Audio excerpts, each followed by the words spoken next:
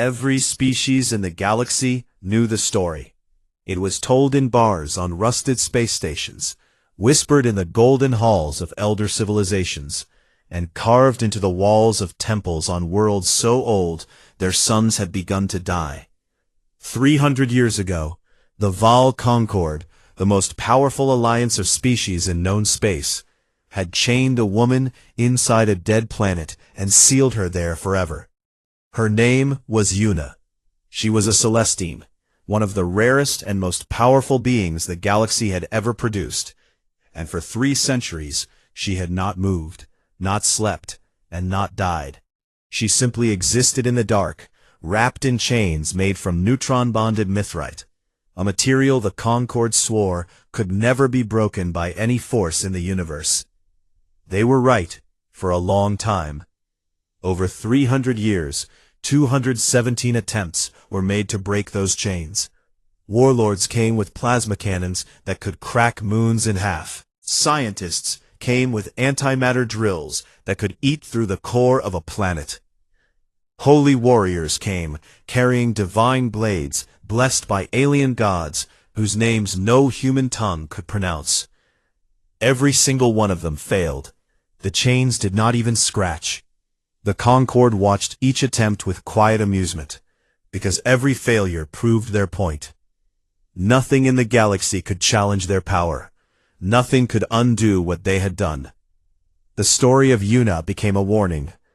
Do not question the Concord. Do not resist. Do not hope.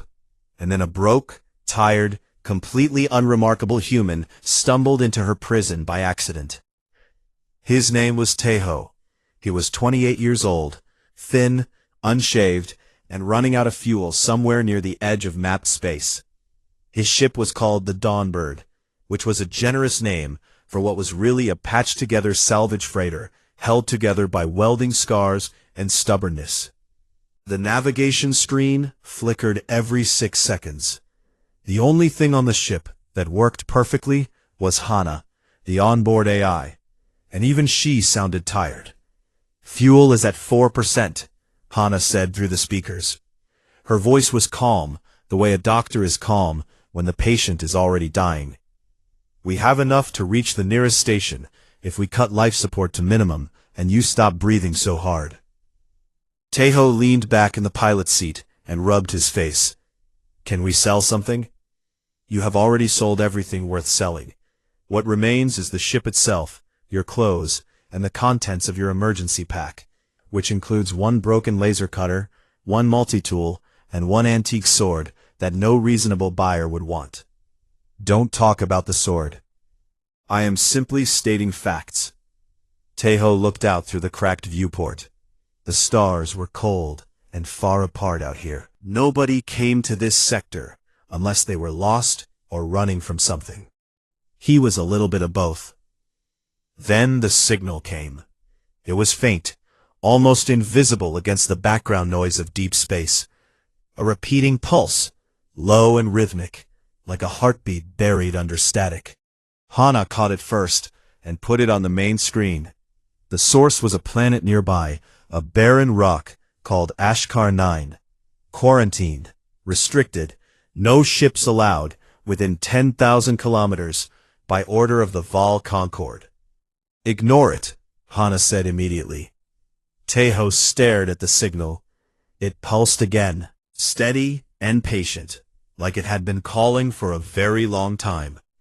"What if there is something valuable down there?" he asked. "Then it belongs to whoever quarantined the planet, and they will kill you for touching it." "What if there is a fuel cache?" "There is no fuel cache on a dead world. You do not know that.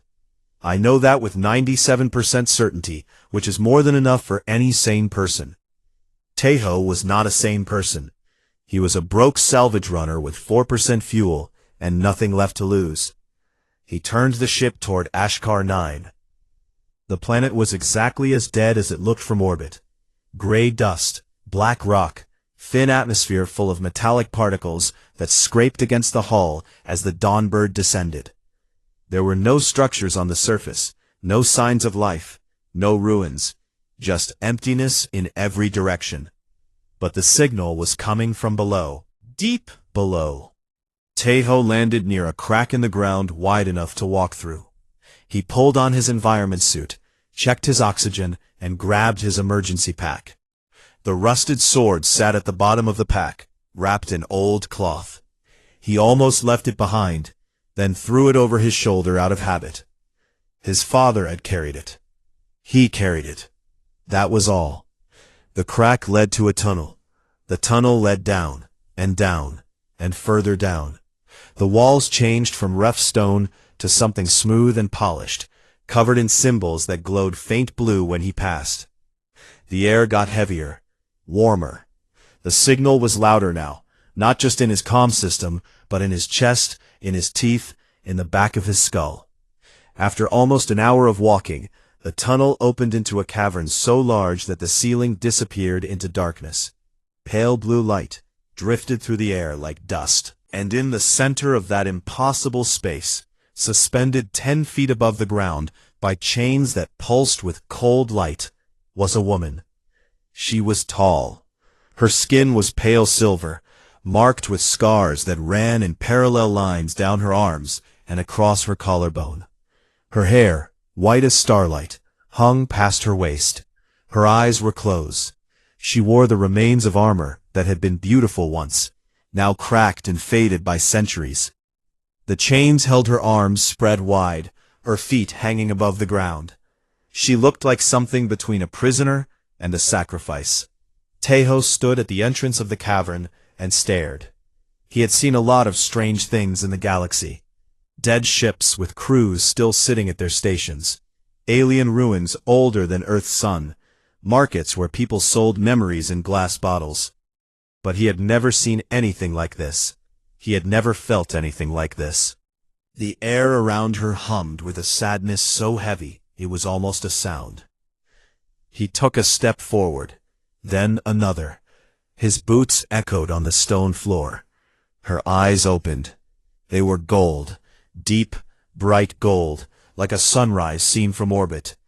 They locked onto him with a sharpness that made him stop breathing. There was no surprise in them, no hope, just the flat, exhausted recognition of someone who had seen this exact moment hundreds of times before. Another visitor, another attempt, another failure.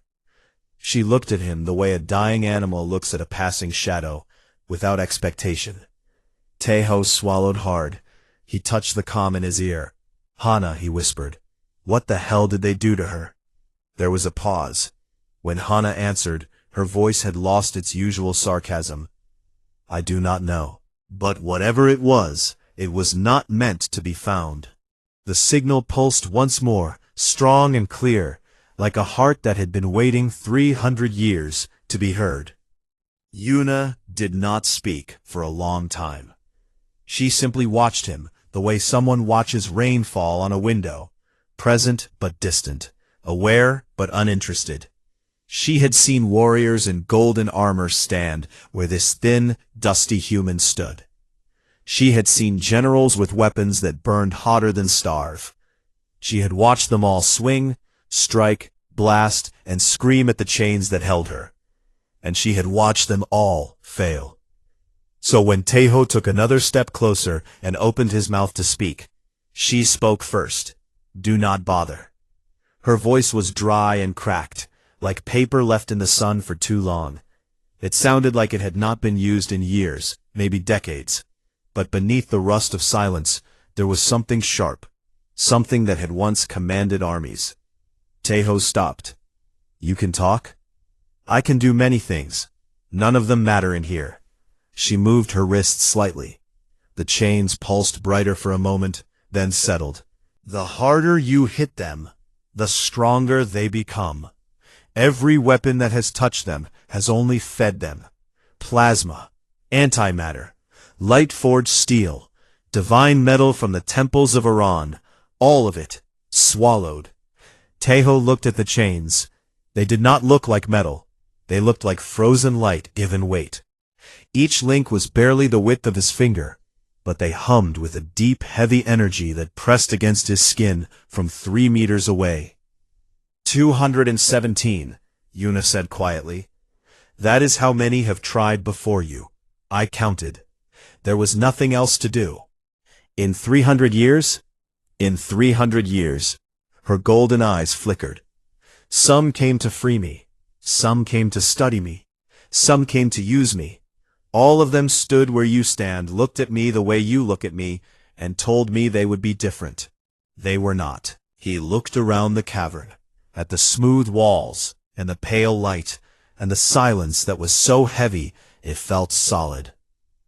He tried to imagine being here for 300 years, awake, alone, watching people come and fail and leave. He could not imagine it. The thought alone made something in his chest feel like it was breaking. Why did they chain you? He asked. Yuna's expression did not change. Because I told the truth. She did not explain further. Taeho did not push. Instead, he dropped his pack on the ground and started going through it. The broken laser cutter. Useless. The multi-tool. Maybe. He pulled out a scanning device and pointed it at the chains. The readings made no sense. Hana processed them in silence for a full minute before speaking. The mithrite alloy is designed to respond to energy signatures, Hana said through his earpiece. Any known weapon system, any form of directed energy, any concentrated force above a certain threshold activates the absorption protocol. The chains literally feed on power. The stronger the attack, the more they reinforce themselves. Taeho stared at the readings. So there is no weapon that can break them? No known weapon. That is correct. Every advanced technology in the Galactic database has been accounted for. The Concord designed these chains to be immune to everything. Taeho sat down on the cold stone floor. He was not a scientist. He was not a warrior.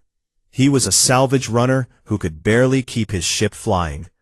He looked up at Yuna hanging in the air, patient and still, and he felt a helpless kind of anger that he could not put into words. His hand brushed the cloth-wrapped bundle at the bottom of his pack.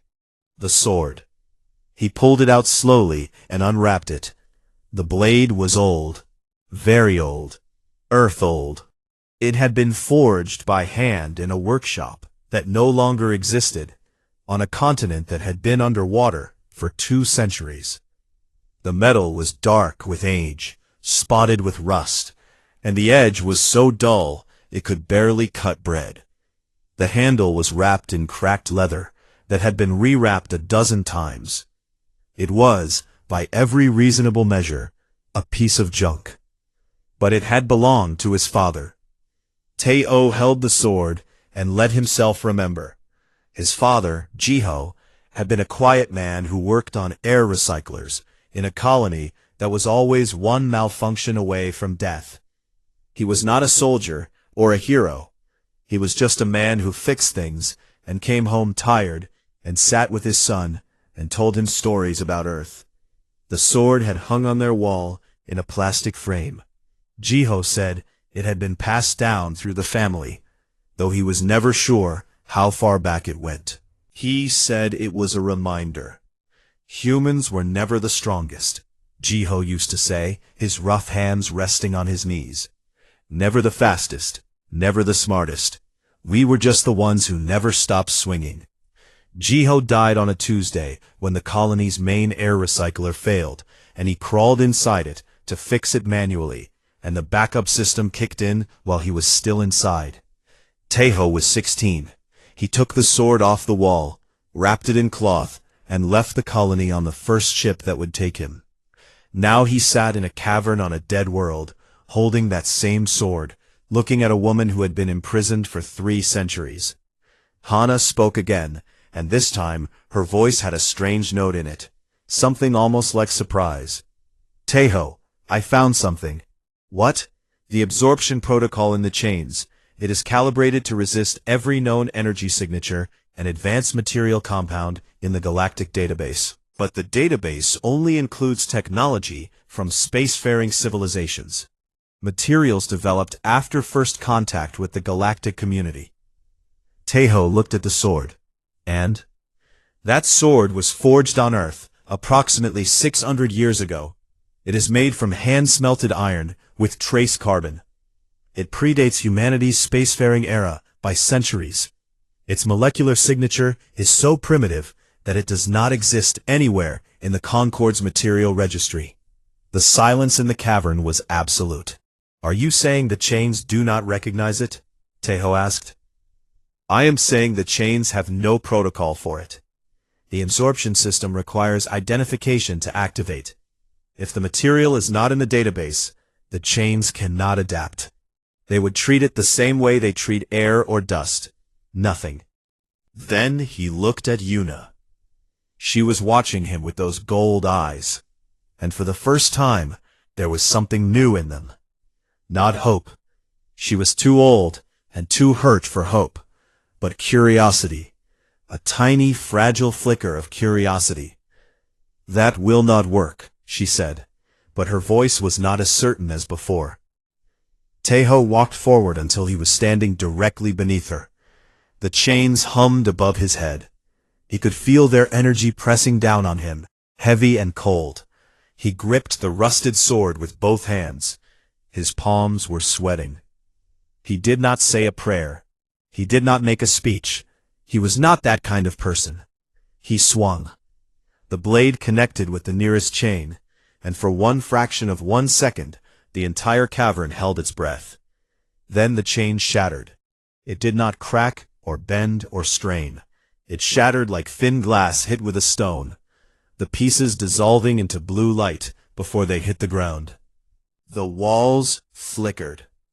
The floor shook. The remaining chains screamed, a high-pitched sound that had no source. Yuna dropped, one arm free, the rest still held.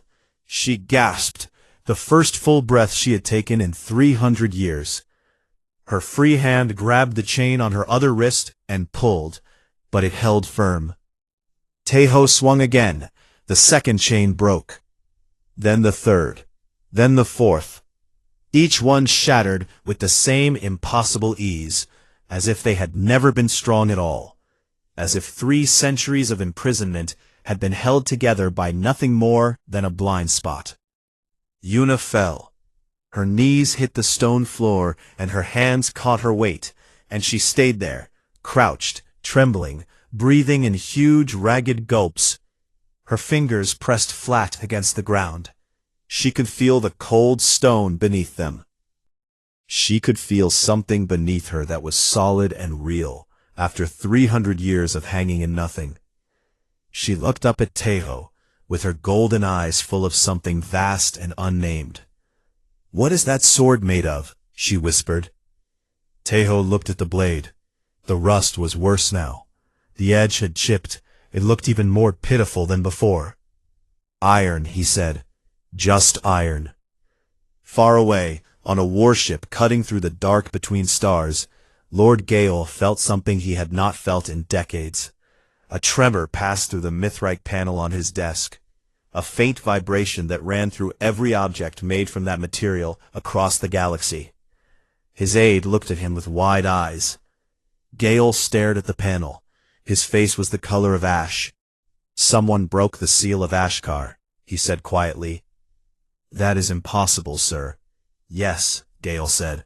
"It is." He stood and walked to the viewport. The stars looked the same as they always did. But something had changed. Something fundamental. He could feel it the way an animal feels a storm before the first drop of rain. "Find out who," he said, "and erase them." The sun of Ashkar 9 was weak and pale, barely more than a white smear behind layers of metallic dust in the atmosphere. But when Yuna stepped out of the tunnel and felt it on her face, she stopped walking and stood completely still. Tejo was behind her, carrying most of her weight on his shoulder, because her legs were not working properly yet. 300 years of suspension had left her muscles thin and her balance unreliable. She could stand, barely, but walking was a battle against her own body. He had half carried, half dragged her through the tunnel for almost 2 hours, stopping every few minutes, when she needed to rest, or when the shaking in her limbs became too much. But now she stood still, and he let her. The pale sunlight touched her silver skin, and something in her face changed. It did not break. It was already broken. It simply opened, like a door that had been sealed shut for so long that the act of opening it was itself a kind of violence. Her gold eyes filled with water. She did not make a sound. The tears ran down her scarred cheeks and fell into the gray dust at her feet, and she let them fall because she had spent 300 years unable to wipe her own face. Taeho stood beside her and said nothing. There was nothing to say. He had never been good with words in moments like this. He had learned a long time ago that sometimes the best thing you could do for someone was just be there and shut up. They stood like that for a long time. Eventually, Yuna's legs gave out, and she sat down hard on the rocky ground. Taeho sat next to her. The wind moved the dust around them in slow spirals.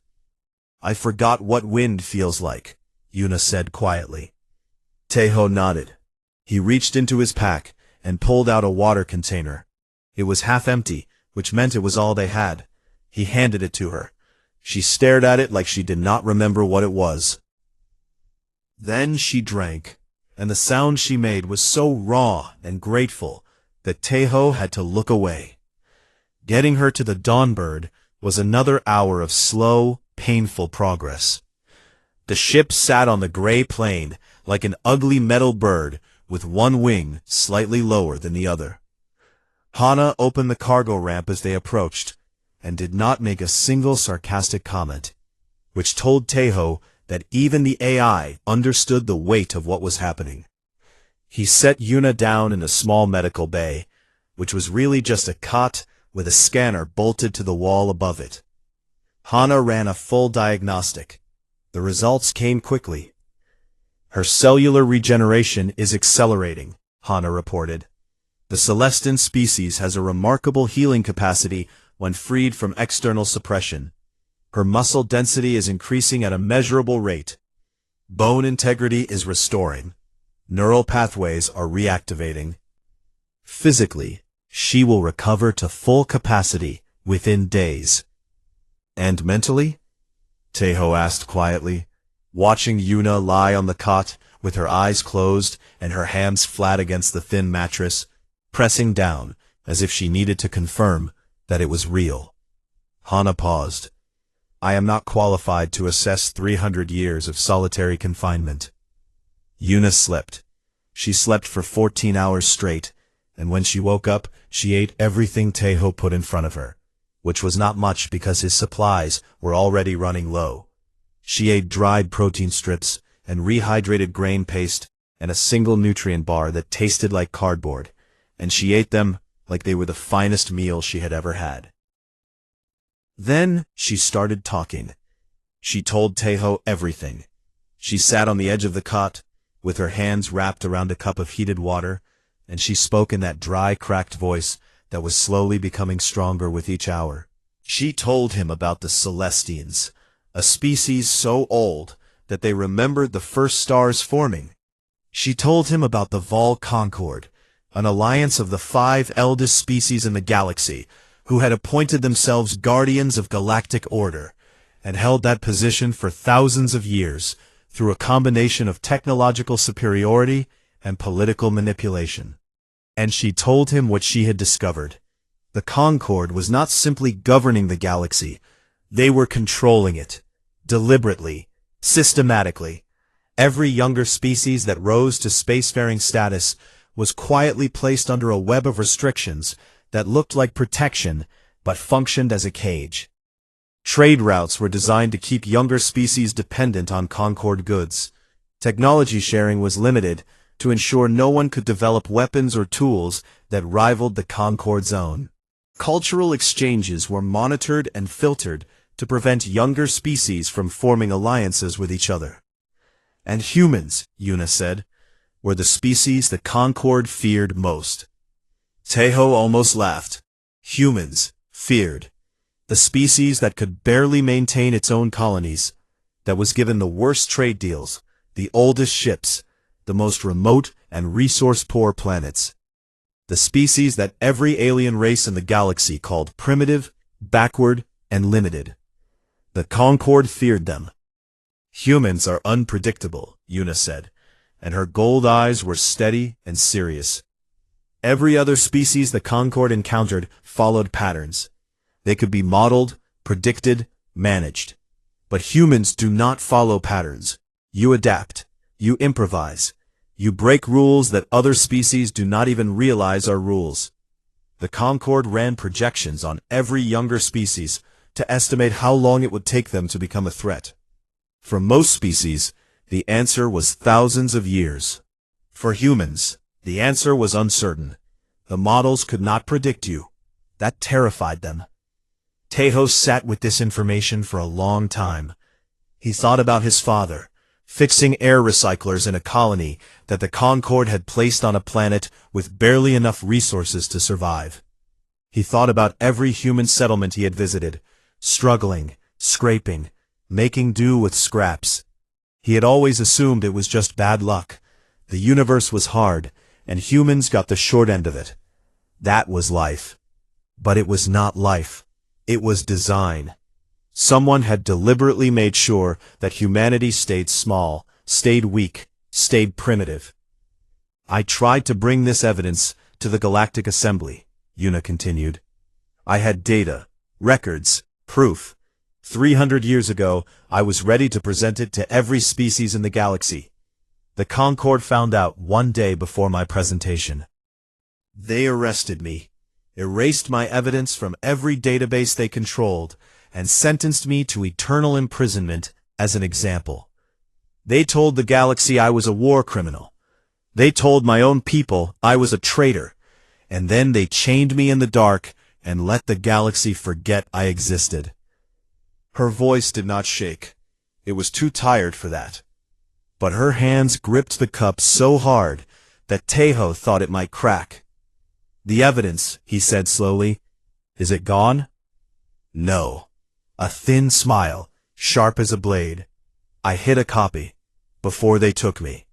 I placed it in a sealed data vault beneath the Galactic Assembly Hall on Concord Prime itself. They never found it, because they never imagined I would hide it in their own house. Tejo let out a long breath. He leaned back in his chair and looked at the ceiling of his battered ship.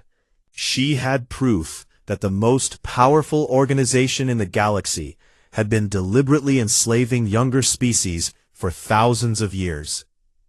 And that proof was sitting in a vault on the most heavily guarded planet in existence. The smart thing to do was drop her off at the nearest station and fly in the opposite direction as fast as possible. The smart thing to do was forget everything she had told him and go back to being a nobody. But Tejo thought about his father again, about the sword, about what Jiho had always said about humans. Never the strongest, never the smartest, just the ones who never stopped swinging. We need to go to Station Maru 7, he said. I know someone there. The someone was Doyun, and when Tejo called him on a secure channel and told him what had happened, Doyun was quiet for almost 30 seconds, which was the longest Doyun had ever been quiet about anything. You broke the seal of Ashkar, Doyun said flatly. The man who once got locked in his own cargo bay for 6 hours. It was 4 hours. With a rusted sword. It is a family sword. The Concord is going to kill you. They are going to kill you so hard that people will feel it on other planets. That is why I need your help. Doyun sighed the sigh of a man who knew his life was about to become much worse. Come to Maru 7. I will see what I can find out. And Tejo, do not tell anyone else. The Concord has already issued a galaxy-wide alert. Whatever you did, they are very, very angry about it. Tejo closed the channel and looked at Una. She was standing now, steady on her feet for the first time. Her silver skin had regained some of its glow. Her gold eyes were bright and focused and full of something that had not been there before. It was not quite hope, but it was close enough. "Thank you," she said, "for not leaving." Taeho shrugged and started the engines. "I do not have enough fuel to go anywhere else anyway." She almost smiled. Almost. Behind them, Ashkar 9 shrank to a dot and then vanished. Ahead, the stars stretched out wide and cold and full of danger. Somewhere out there, Lord Gale was already hunting them. Somewhere out there, the truth Yuna had hidden 300 years ago was waiting in the dark, patient and ready, like a heartbeat no one could hear. Station Maru 7 was ugly. It hung in the dark between two dead moons like a metal tumor, built from salvaged ship hulls and welded together by people who cared more about function than beauty. It was a human station, one of the few in this sector, and it smelled like engine grease, recycled air, and cheap food. Taeho had never been happier to see it. Doyun was waiting for them in a back room behind a noodle shop on the station's lower level. He was a short man with sharp eyes and fast hands, who made his living buying and selling information that other people wanted to stay hidden. He had 3 screens open on the table in front of him, and a look on his face that said he had not slept in 2 days. He looked at Yuna when she walked in. Then he looked at Taeho. Then back at Yuna. "So she is real," Doyun said. "She is standing right here," Yuna said. Doyun blinked. "Right, sorry. It is just that most people think you are a myth. Like a scary story the Concord made up. I am not a myth. I am very tired, and I would like to sit down." Taeho liked her more every hour. They sat. Doyun showed them what he had found. The Concord's galaxy-wide alert was classified at the highest level, which meant that officially it did not exist. But Doyun had contacts in places where official things went to be quietly copied and sold. The alert described the breaking of the Ashkar seal as an unprecedented security breach. It authorized the use of any force necessary to recover the prisoner and eliminate whoever had freed her. Lord Gale himself was leading the operation with a fleet of 12 warships and a personal guard of Concord enforcers. 12 warships, Taeho said, for 1 man and 1 woman.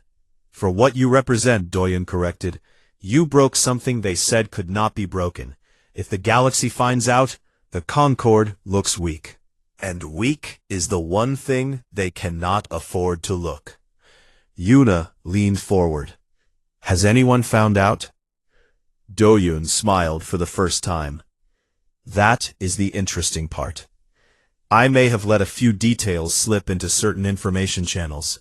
Nothing specific, just rumors, whispers, the kind of thing that makes people curious."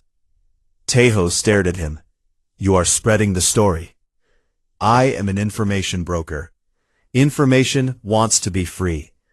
I am simply helping it along." The whispers moved fast.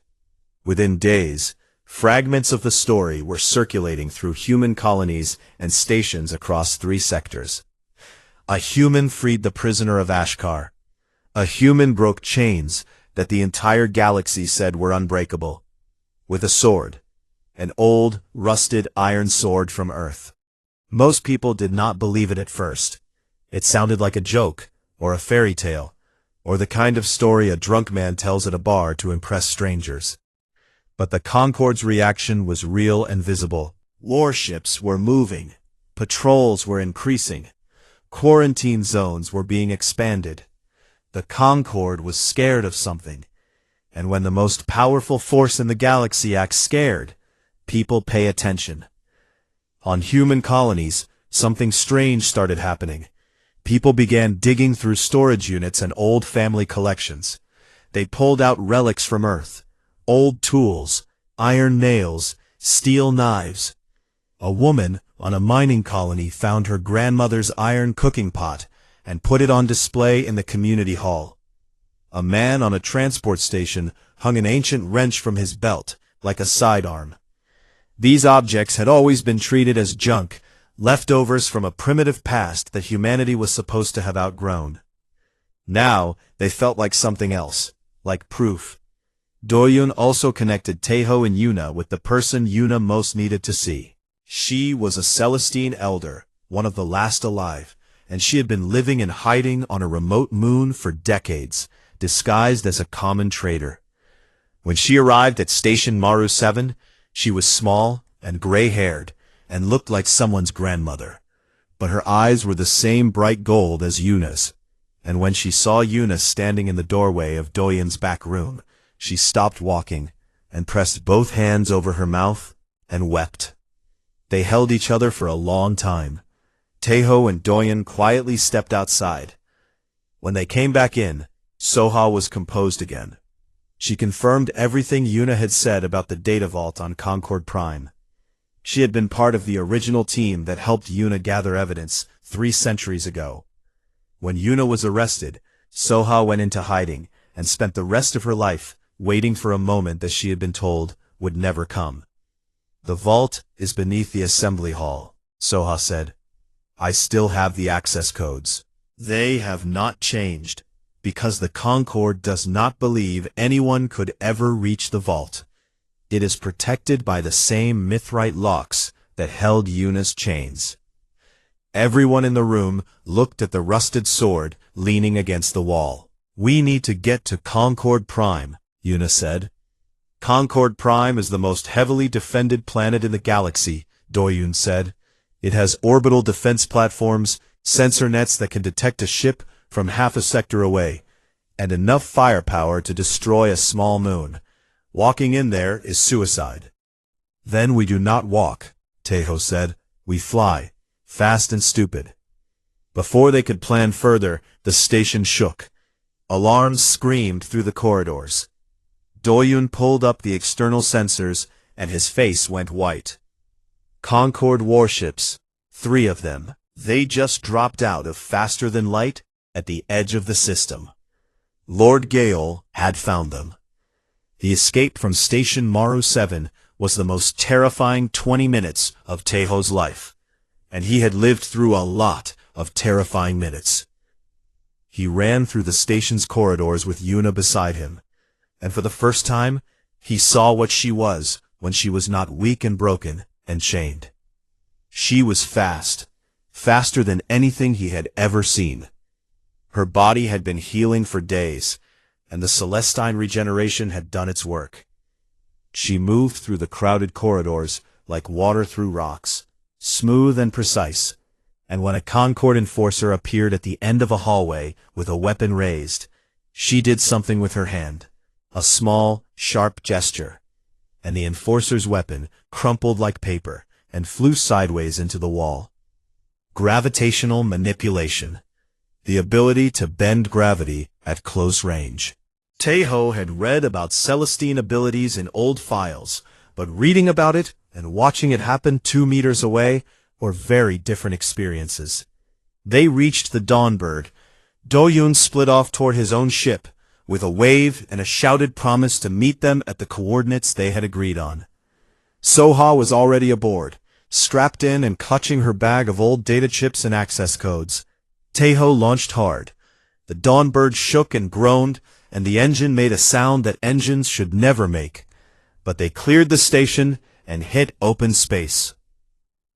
Behind them, 3 Concord warships were closing fast, their weapons charging.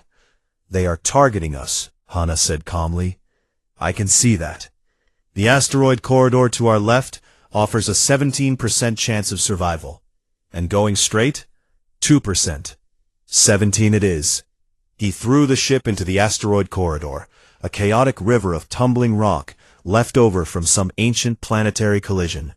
The Dawnbird screamed through gaps that were barely wider than its hull. Taeho flew on instinct, on reflex, on the same stubborn human refusal to die that had kept his species alive through ice ages and plagues and the slow death of their homeworld. Behind him, 2 Concord interceptors followed into the corridor. They were faster, better armed, and better built, but they were also bigger, and they relied on targeting computers that were calibrated for open space combat, not for threading through a field of spinning rocks at insane speed. Yuna stood behind Teiho's chair, bracing herself with one hand on the ceiling. She watched the interceptors on the rear scanner. Then she closed her eyes and reached out with her other hand. The gravity around the nearest interceptor shifted. Not much, just enough to pull it 3 meters to the left, into the path of a spinning asteroid the size of a building. The interceptor hit the rock and broke apart in a flash of light and metal. Yuna opened her eyes. Her hand was shaking. Her nose was bleeding. She had not used her abilities in 300 years, and the effort was enormous. "One more," Teiho said. "I see it." She reached out again. The second interceptor twisted, caught the edge of another rock, and spun away in a shower of sparks. Not destroyed, but disabled. It tumbled into the dark between the asteroids and disappeared. Yuna collapsed into the co-pilot seat. She was breathing hard, and there was blood on her upper lip. Teiho glanced at her. "You good?"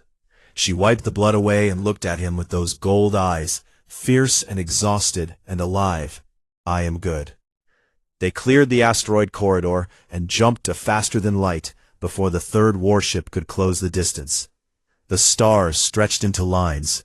The Dawnbird rattled but held. Hana reported that they were not being followed. In the sudden quiet, Teiho leaned back and let out a breath he felt like he had been holding for an hour. Yuna looked at the sword on the floor beside his seat, then at him. "Your people were never primitive," she said. "You were just unfinished." Teiho smiled, the kind of tired, crooked smile that comes after you survive something you should not have survived. "We get that a lot." Ahead of them, somewhere in the dark, Concord Prime waited. The most powerful planet in the galaxy, defended by weapons that could end civilizations. And they were going to fly a broken ship into its heart, armed with a rusted sword and a truth that was 300 years overdue.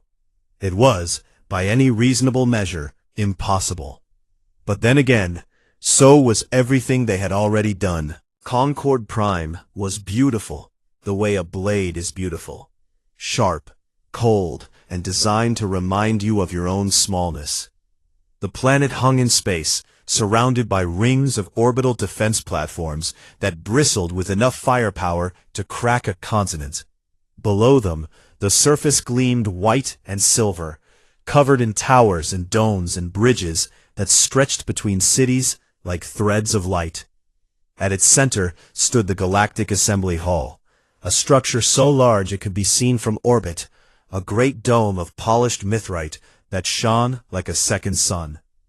The Dawnbird had no business being anywhere near this planet. It was a salvage freighter with a cracked hull, a stuttering engine, and a crew of 4, a human, a Celestine, an elderly woman, and an AI that was having what she described as serious doubts about this plan. "For the record," Hana said as they approached the system, "this is the worst plan I have ever calculated survival odds for." "What are the odds?" Teiho asked. I stopped calculating. It was depressing. The plan was simple, because they did not have the resources for a complicated one. Every 12 galactic cycles, the Assembly Hall hosted a formal session where representatives from every species gathered to discuss trade, territory, and governance.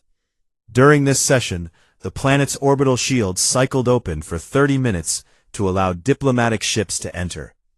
30 minutes. That was their window. Doyun had forged diplomatic credentials good enough to survive a surface-level scan. They would enter as part of the Hainol delegation, a minor human trade group that nobody cared about or paid attention to. They would land, enter the hall, find the underground vault, retrieve the evidence, and broadcast it live to every screen and speaker in the assembly, and to every connected world in the galaxy. "And if something goes wrong?" Doyun had asked during the planning. "Then we improvise," Teiho had said. "Humans and their improvising," Doyun had muttered. "This is why other species do not invite you to things." The shield window opened. The Dawnbird slipped through among a stream of diplomatic vessels, small and unremarkable among the elegant ships of elder species. Nobody looked twice at it. Hana guided them to a minor landing platform on the far side of the assembly complex, the kind reserved for delegations too unimportant to merit a formal berth. They landed. Taiho wore a borrowed diplomatic coat that did not fit. Yuna wore a hooded cloak that hid her silver skin and gold eyes. Soha looked like exactly what she was pretending to be, a harmless old woman carrying a bag. The rusted sword was strapped to Taiho's back beneath his coat, wrapped in cloth. It pressed against his spine like a promise. Inside the assembly hall, the air smelled like 100 different atmospheres mixed together. Species of every shape and size moved through corridors of polished stone and light. The main chamber was a vast circular room with seats rising in tiers around a central platform. Representatives were taking their places. Voices echoed in dozens of languages. Taiho, Yuna, and Soha moved through the service corridors below the main level. Doyen was back on the ship, connected to the hall's communication network through a back door he had spent 3 days building. When they gave the signal, he would open every broadcast channel on the planet simultaneously. The corridors narrowed as they descended. The polished stone gave way to older material, darker and rougher. They passed through sections that looked like they had not been visited in decades. Dust lay thick on the floor. The lights were dim and flickering. Then they reached the vault. It was a door, simple, heavy, and made entirely of mithrite.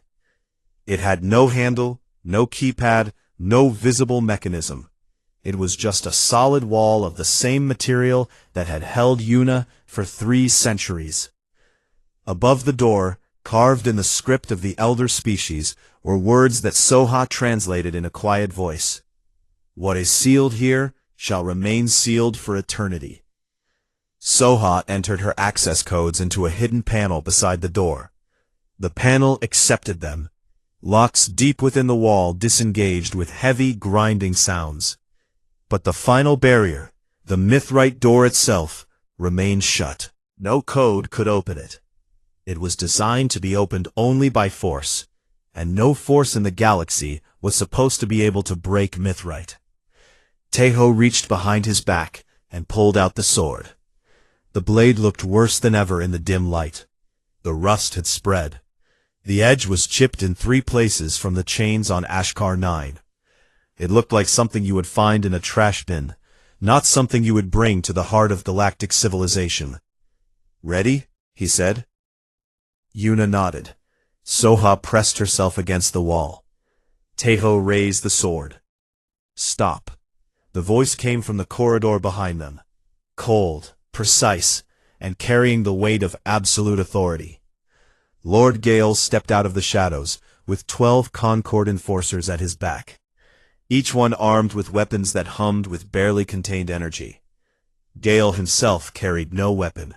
He did not need one. He was tall, thin, and pale, with eyes like black glass that reflected no light. "I knew you would come here," Gale said.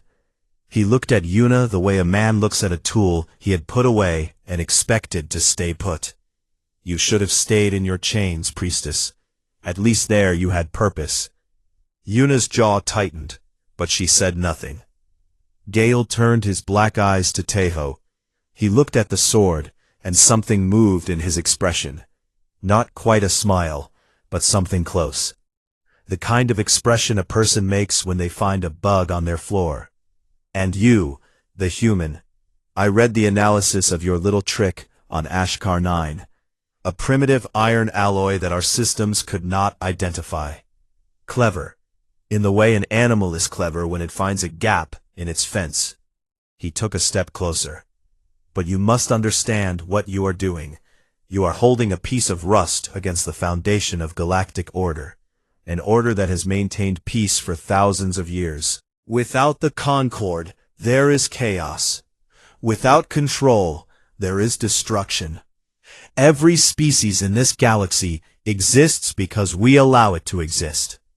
"Including the ones you chained in the dark?" Taiho said. Gale's expression did not change, especially those. The enforcers raised their weapons. The corridor was narrow enough that there was nowhere to run. Tejo was not a fighter. He was a salvage runner with a rusted sword and a heartbeat that was going too fast. But his hands were steady. His father's hands had been steady too, even at the end. Yuna moved first. She stepped forward, and the air around her twisted. Two enforcers were thrown sideways into the walls before they could fire. A third fired, and Yuna caught the energy bolt in a gravitational fold and sent it spiraling into the ceiling. She was moving the way she must have moved 300 years ago, fast and fluid and terrifying. But she was outnumbered and still not fully recovered, and the enforcers were trained for this. A bolt caught her in the shoulder, and she staggered. Another hit the wall beside Tejo's head. Soha pressed herself flat against the ground, shielding her bag of data chips. Tejo did not wait. He turned, raised the sword, and brought it down on the mithrite door. The impact rang through the corridor like a bell struck by a giant. The door cracked, not slowly, not gradually. It cracked the way ice cracks when spring comes, all at once, in every direction. The mithrite shattered outward in a burst of pale blue light, and behind it the vault opened, dark and quiet, and full of waiting. Every enforcer stopped. Gale stopped. The sound of the mithrite breaking was something none of them had ever heard before. It was the sound of something that was not supposed to be possible. Tejo stepped through the broken door. Inside, the vault was small and plain. A single pedestal held a data core, dark and dormant, covered in 3 centuries of dust. He picked it up. It was warm in his hands. It hummed with a faint vibration, like a heart starting to beat again. He turned and looked at Yuna. She nodded. "Doyum," Tejo said into his comm. "Now." The broadcast hit everything at once. Every screen in the assembly hall, every speaker, every connected device on every ship in orbit, and every relay station in the sector. Doyun opened the channels and the data poured out. 300 years of evidence. Records of technology suppression, trade route manipulation, cultural interference, resource denial, species-specific containment programs. The systematic, deliberate, and carefully hidden enslavement of every younger species in the galaxy, documented in the Concord's own files, in their own words, with their own seals of authority. Above them, in the assembly hall, the effect was immediate. Representatives rose from their seats. Voices erupted in dozens of languages. Species that had been loyal Concord supporters for centuries stared at the evidence flooding their screens, and understood, in a single terrible moment, that everything they had been told about the natural order of the galaxy was a lie. In the corridor, Gale's face was the face of a man watching his world end. His enforcers looked at each other, then at him, then at the evidence playing on their own wrist displays. Yuna stood in the middle of the corridor, blood on her shoulder, breathing hard, golden eyes blazing. She said nothing. She did not need to. The truth was speaking for her, louder than she ever could. Gale looked at Tejo. "You think that primitive blade makes you powerful?" Tejo shook his head. "No, I think it makes you afraid." The words hung in the air. Gale's hand twitched toward a weapon he did not carry. Behind him, one by one, his enforcers lowered their weapons. Not because they were ordered to, but because they had heard the truth, and the truth was heavier than any command. It was over. Not with a battle, not with a war, with a broadcast. 3 weeks later, the galaxy was still shaking. The Vol Concord fractured within days as member species withdrew support and demanded investigations. Lord Gale was arrested by his own people. The Galactic Assembly voted to dissolve the Concord's governing authority and begin a process of open representation that included every species, regardless of age or technological level. It would take years, maybe decades, to build something fair. But it had started. Humanity was offered 12 seats on the new assembly. Tejo was offered one of them. He declined. "I am a salvage runner," he told the assembly representative who asked him. "I fix things, and I fly. That is what I am good at." On a colony world called New Hanul, a small planet with green hills and a warm sun, Yuna stood in an open field and let the wind move through her white hair. She had been free for 3 weeks, and she was still learning what that meant. Some mornings she woke up and could not move, trapped in the memory of chains that were no longer there. Some mornings she woke up and went outside and stood in the sunlight until her heartbeat slowed and her hands stopped shaking. Tejo sat in the grass nearby. He had the rusted sword across his knees and a cloth in his hands. He was cleaning it, gently, carefully, the way you clean something precious. Yuna walked over and sat beside him. She looked at the sword. The rust was worse than ever. The blade was chipped and dull, and looked like it might fall apart if someone breathed on it too hard. "Are you ever going to replace that?" she asked. Tejo held it up and looked at it in the sunlight. The old iron caught the light and glowed a dull, warm orange, like an ember that refused to go out. "Replace it?" he smiled. "This thing broke an empire." Yuna looked at him, then at the sword, then at the green hills and the wide sky, and the sun that she could feel on her face, without chains pulling her back into the dark. She looked at all of it, this impossible, ordinary, beautiful world that she had been given back by a man with no army and no power and no plan. Just a piece of old iron and the stubborn human refusal to walk away. She smiled. For the first time in 300 years, she smiled, and it was not sharp or sad or thin. It was real. It was warm. It reached her golden eyes and made them shine. They sat together in the grass on a quiet planet at the edge of a galaxy that was learning, slowly and painfully, how to be free. The wind blew, the sun moved across the sky, and the rusted sword lay between them, dull and chipped and old, and unbreakable.